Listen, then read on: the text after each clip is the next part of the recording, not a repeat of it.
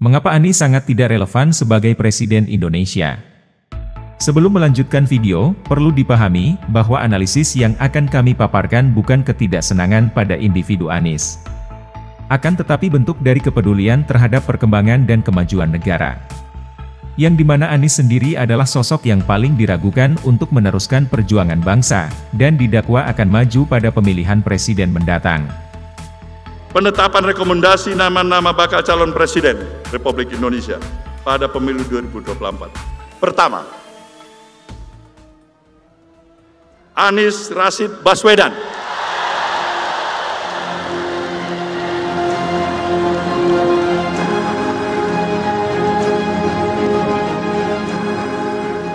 Kedua, Muhammad Andika Perkasa.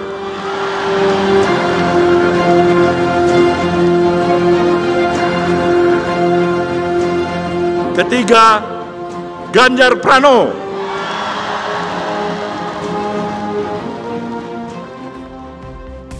Walaupun kami sama sekali tidak yakin akan kemenangan Anies Baswedan di putaran Pilpres. Jangankan menang di putaran Pilpres, berhasil maju sebagai calon terdaftar saja kami tidak yakin, terlihat dari elektabilitasnya yang semakin terjun bebas. Namun, kami memiliki rasa tanggung jawab dalam menyampaikan suatu berita, demi kepentingan bangsa Indonesia. Sebelum membahas lebih jauh, mari kita sedikit menengok ke belakang tentang rekam jejak Anies. Anies Baswedan adalah politisi dan aktivis jebolan reformasi. Namun, mengapa nama Anies tidak langsung melejit pada era pasca reformasi? Ya, ini dikarenakan ia sejatinya tidak punya nyali yang besar dalam berpolitik, yang seharusnya dimiliki dan dikuasai oleh seorang calon pemimpin. Pada saat terjadi huru-hara, ia seakan menghilang tanpa jejak. Akan tetapi jika massa sudah berkumpul ramai dan merasa aman, ia muncul bak pahlawan kesiangan. Begitulah kecenderungan sifat Anies dalam berpolitik. Bermodalkan kepiawaian dalam merangkai kata-kata, Anies berhasil menyihir sebagian besar orang yang kelak akan menjadi pengikutnya. Ia adalah oportunis sejati, yang selalu menghalalkan segala cara dalam menggapai ambisinya. Bisa kita lihat dari tidak pernah menolaknya ia, terhadap tawaran politik yang menguntungkan bagi dirinya sendiri. Tanpa memikirkan kapasitas kemampuan maupun hasil dari kerja yang nyata.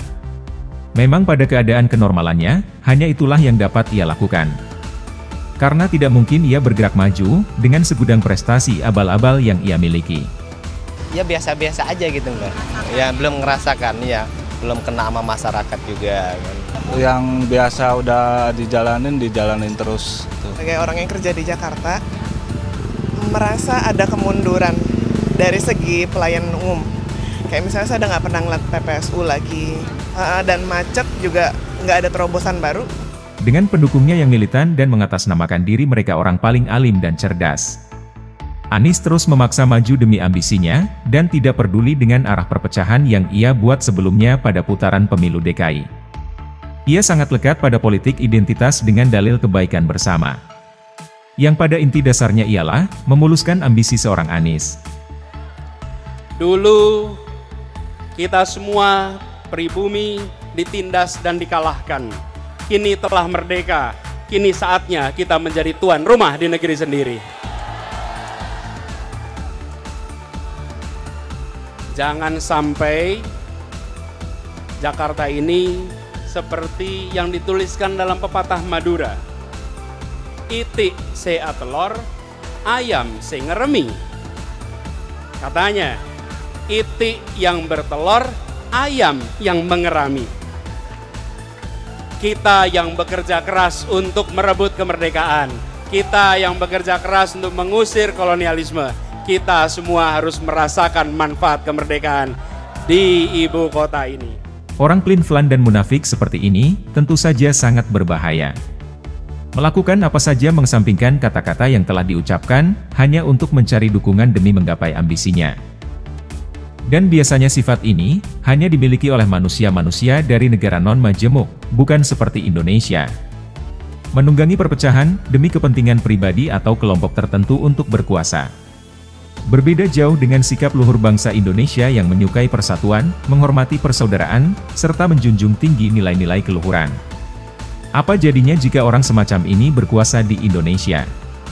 maka perpecahan niscaya akan terjadi, serta kemajuan yang ditorehkan tidak dapat dilanjutkan. Dan pada akhirnya, negara kita akan mengalami era kemunduran, serta dibuli habis-habisan oleh negara lainnya, terutama tetangga. Contoh, ini tempat yang sama nih. Ini tahun 2008, ini tahun 2012. Inilah yang disebut dengan normalisasi. Dibangun beton, air dialirkan secepat mungkin sampai ke laut. Oke? Dalam waktu berikutnya, ini masih lokasi yang sama.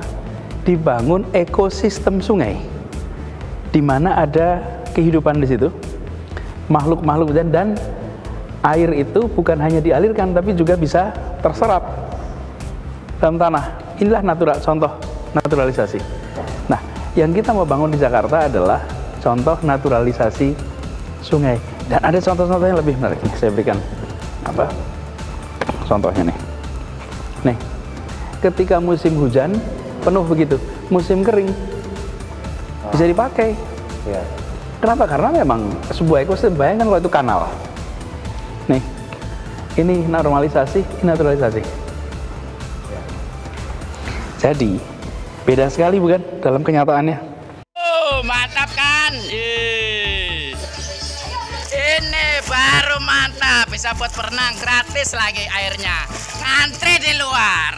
Buat main-main, tidak bisa dipenjara di dalam tanah.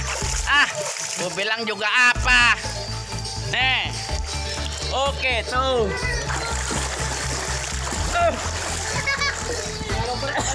Ya, Suroto nih ya. Tuh, tanggal 18 tahu. 22 Januari, DKI.